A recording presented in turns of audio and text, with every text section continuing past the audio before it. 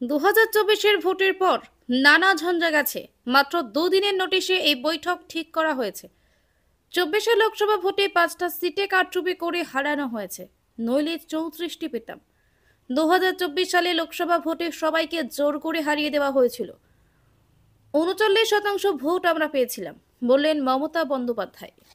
বিজেপির জামানত জব্দ করতে হবে। এবারে জামানত জব্দ করার পালা। আর মিথ্যের কাছে আত্মসমর্পণ নয়। বিজেপি, কংগ্রেস, সিপিএম এর জামানত জব্দ করুন আর বাংলার মাকে এগিয়ে যেতে দিন, বাংলার ভাই বোনদের এগিয়ে যেতে দিন। বাংলার সম্মানকে নিয়ে যারা অপমান করে, বাংলার সংস্কৃতিকে যারা অপমান করে, রামকৃষ্ণ, স্বামী বিবেকানন্দ, রবীন্দ্র নজরুল আম্বেদকরকে যারা অপমান করেন, বিরসা টিরকা থেকে পঞ্চানন বর্মা, প্রমথনাথ ঠাকুর থেকে শুরু করে যাদের অপমান করে, তাদের জন্য কোনো জায়গা বাংলায় নেই। আসল খেলা ভোটার লিস্ট থেকে শুরু, ঠিক আছে? খেলা নাম্বার 1 ভোটার লিস্ট। খেলা নাম্বার 2 মানুষের সাথে যোগাযোগ করে বাড়ি বাড়ি গিয়ে সংযোগ স্থাপন করা। খেলা নাম্বার 3 সংগঠনকে শক্তিশালী করা, এলাকা এলাকায় কারা আসছে নজর রাখা, এলাকায় যাতে কোনো দুর্ঘটনা ঘটাতে না পারে, নানা রকম আমদানি রপ্তানি হচ্ছে সেটা যাতে না হয় নজর রাখা, কোনো দাঙ্গা যাতে না হয় নজর রাখা, সাম্প্রদায়িক সম্প্রীতি বজায় থাকে নজর রাখা, কোনো মানুষের উপর কোনো অত্যাচার না হয় নজর রাখা। আর খেলা নম্বর 4 বিজেপির হবে হার, মাথায় থাকবে। ভোটার লিস্ট থেকে শুরু হবে। আর ওই 215 যেটা বলেছে, এখন আমাদের কাছে 220-21 আছে, বিজেপির থেকেও অনেকে জয়েন করেছে।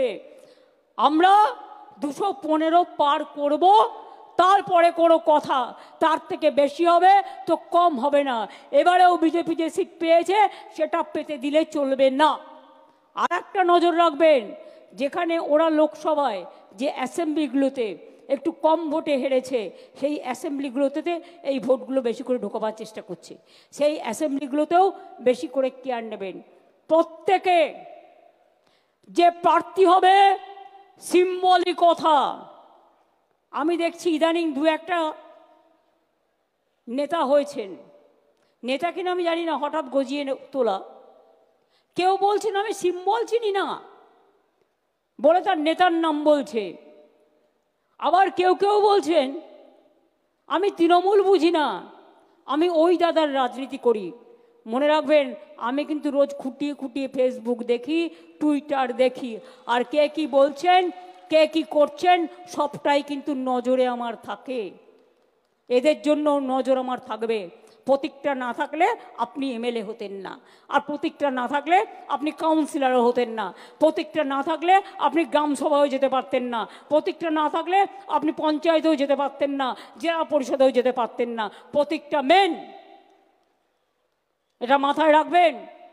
আপনার যদি কেউ নেতা হয় সেটা হচ্ছে জোড়া ফুল আর মামাটি মানুষ, আর অন্য কেউ নয়। আমরা সবাই আসুন কর্মী হিসেবে কাজ করি, বাংলায় আর একটা রাজনৈতিক যুদ্ধে আমরা অংশগ্রহণ করি, যেখানে যুদ্ধ নয় শান্তি চাই বাণী উঠবে, এবং বাংলার জাগরণ আরও ভালো করে উন্নয়নের সাথে উন্নয়নের পথে এগিয়ে যাবে।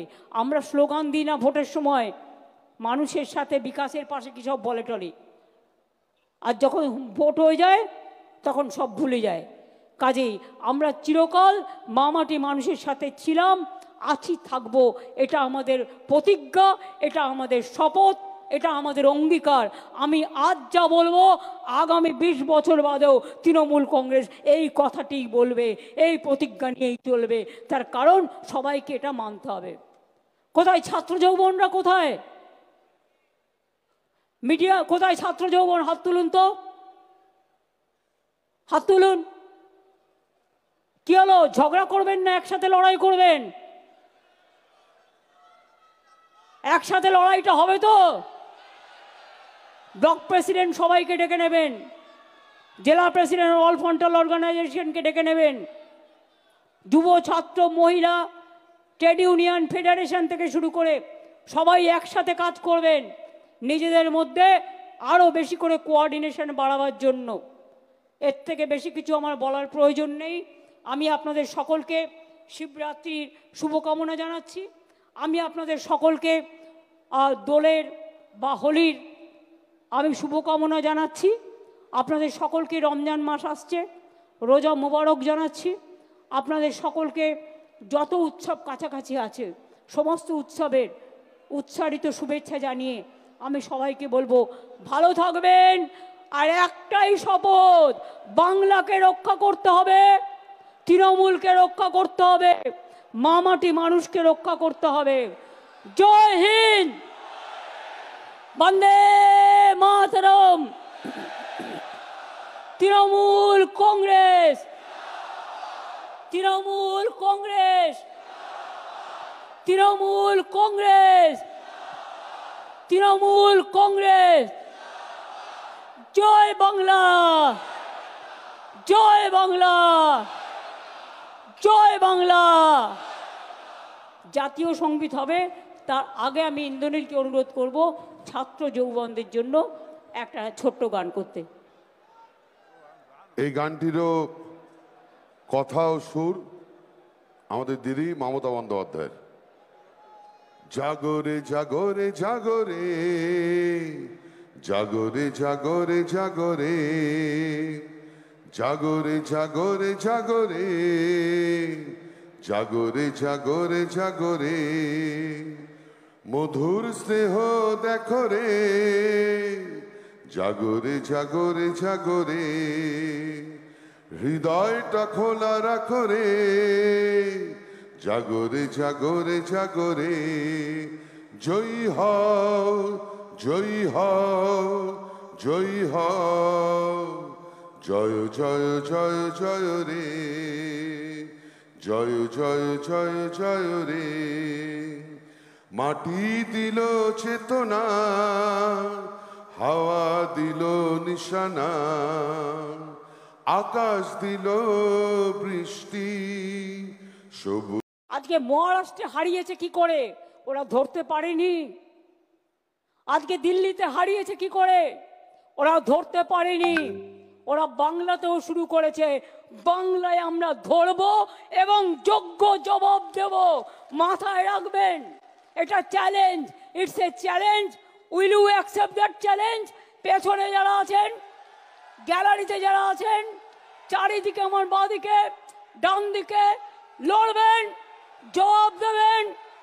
মনে রাখবেন 2027 থেকে 29-এর মধ্যে বিজেপির ক্ষমতা শেষ। কাজেই ওদের বিরুদ্ধে যা যা করার, বাংলাকে ওরা টার্গেট করেছে, তার কারণ অন্য কেউ লড়তে পারে না, বাংলা লড়তে পারে।